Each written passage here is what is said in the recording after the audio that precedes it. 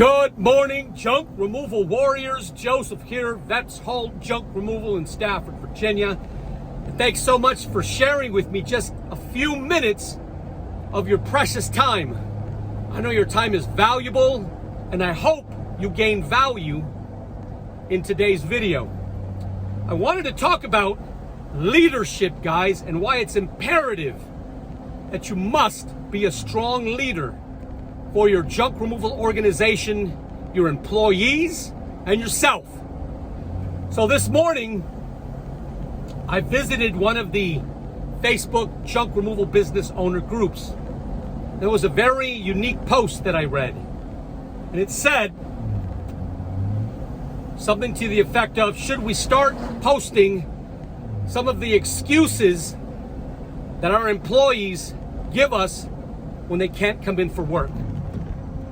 And I said to myself, it's a really strange post. And he said it kind of jokingly. And I said to myself, instead of posting and making a joke about how your employees continue to call in sick and give you ridiculous reasons as to why they're calling in sick, why not instead post about how you're going to overcome this challenge? How you're going to develop a plan to ensure that you don't have to deal with that BS. So, I know that my opinions might be very unpopular, but we don't put up with excuses. You're either a strong leader, a decisive leader, a leader that your men can count on, or you're a weak leader. You're dead weight. I don't want to be dead weight. I refuse to be dead weight, and I refuse to carry dead weight in my organization. So, as I'm reading the replies to this post, I saw a perfect example of weak leadership. The individual who replied posted, I've called on this one particular employee multiple times, and just when I need him most, he always says he can't work, and he gives me some lame excuse. So, guys, that's a perfect example of weak leadership. If you continue to call this employee, fully knowing that many of the times you need him most, he can't or won't work, then why does this particular junk removal owner continue to set himself up for disappointment by calling on this sub-performing employee? Guys, I strongly believe that 99% of most issues in your organization and with your employees can be traced back directly to leadership, to you and I. And I always say, everything that your employees do or fail to do in the name of your company is because they observe you. They observe your leadership style. Guys, everything you do, every comment you make, every time you comment negatively about maybe a customer who didn't quite agree with your rate, maybe a grouchy or a grumpy customer, the way you handle problems, obstacles in your organization, your employees are watching you. And they're seeing how you handle these situations. And they're accepting the fact that it's okay to talk negatively about your employees because the owner does it. It's okay to call in sick over and over because there are no penalties. So when you allow your employees to perform in a substandard manner, your employees see that you're sanctioning it, that you don't do anything about it, that you just accept it. And then you continue to call the employees over and over, and they take the position that, well, if I don't want to work, I don't have to, because he's not going to do anything. Guys, that's weak leadership. Don't be a weak leader. Weak leaders produce weak employees, create a weak organization. What kind of culture do you have in your company? What kind of culture have you bred in your employees?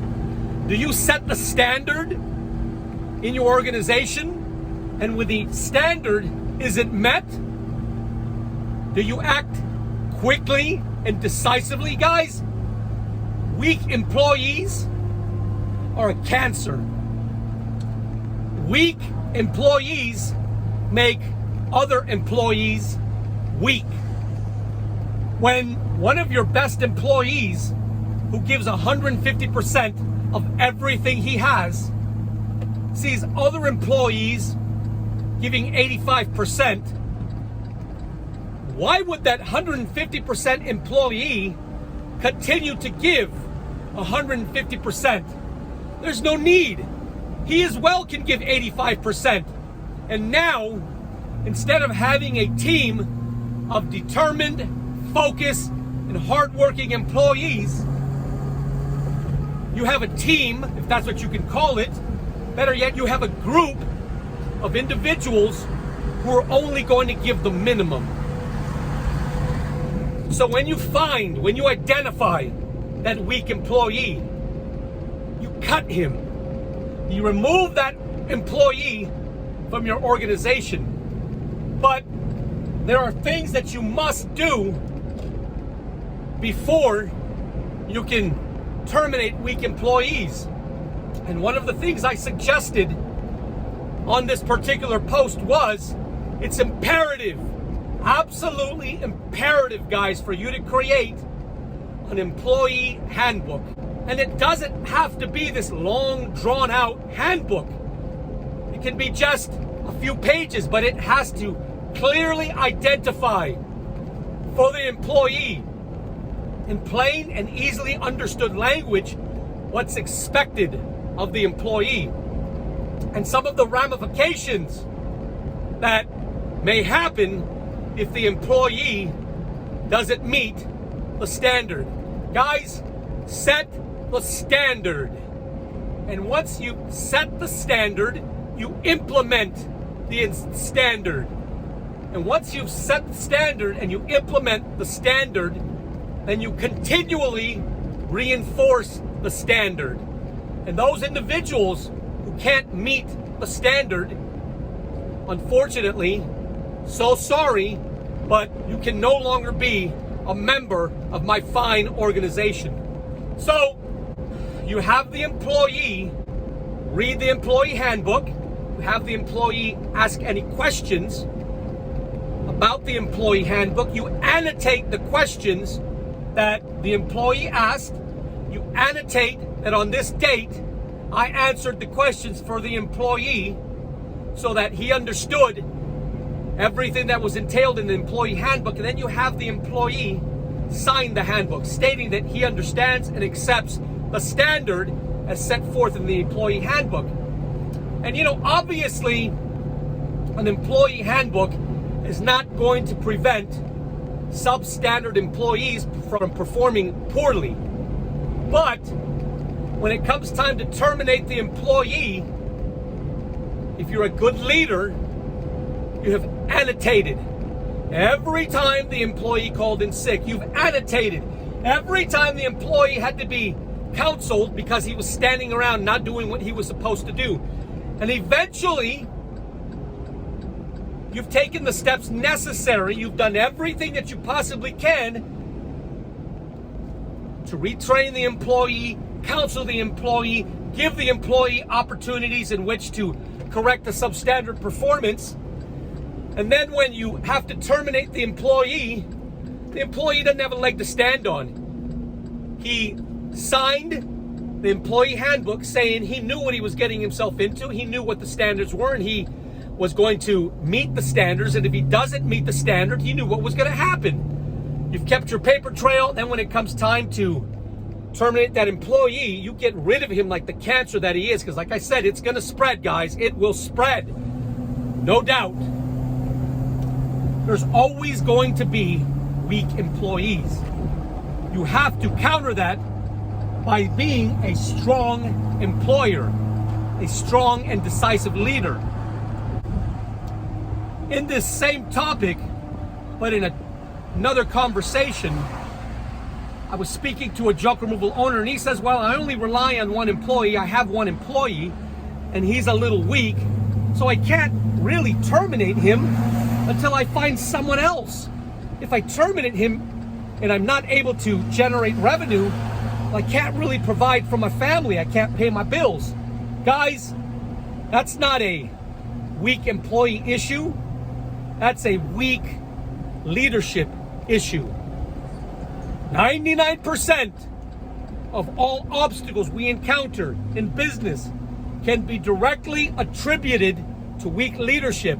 If you're relying on a sole employee, you're wrong, guys. When I launched Vets Haul Junk many years ago, I was able to put together a stable of men, about 4 of them, who were ready, willing, and able to work. So if one employee couldn't work for whatever reason, not a big deal. I just went down the line. And I relayed this to the individual that I was speaking with. And he says, I'm not the greatest at, I don't know how to put together a stable of guys. Once again, that's not an employee issue. That's a you issue. One of the telltale signs of a good leader is he may not have all the answers, but he knows where to find most of the answers. I don't know SEO, but Vets Haul Junk Removal leads in our area in SEO. Not because I know SEO, but because I'm skillful enough to locate individuals who are more talented than I, and then integrate them onto our team to make the Vets Haul Junk Removal team more effective and more efficient. So, knowing that that's a you issue, and recognizing that we should always attempt to improve our organization and develop our organization to be better than it was yesterday, you should seek to identify your shortcomings and then seek to eliminate those shortcomings through self-education. If you're not good at building infrastructure, then either find someone who's better at building your infrastructure or learn, self-educate to be a better builder of infrastructure. Guys, everything you need to succeed are on these junk removal business owner Facebook groups. Everything you need to succeed is on the internet. There's absolutely no reason why you should accept excuses and why you shouldn't get better. And there are absolutely no excuses why you should be a weak leader. And there are no excuses as to why you should accept substandard employees and substandard job performance. If you like the type of things I talk about, would you subscribe to my YouTube channel? On top of that, if you're in Northern Virginia and you have stuff that you just need gone, reach out to the Junk Removal Company powered by veterans and patriots. Yours truly, Vets Haul Junk Removal.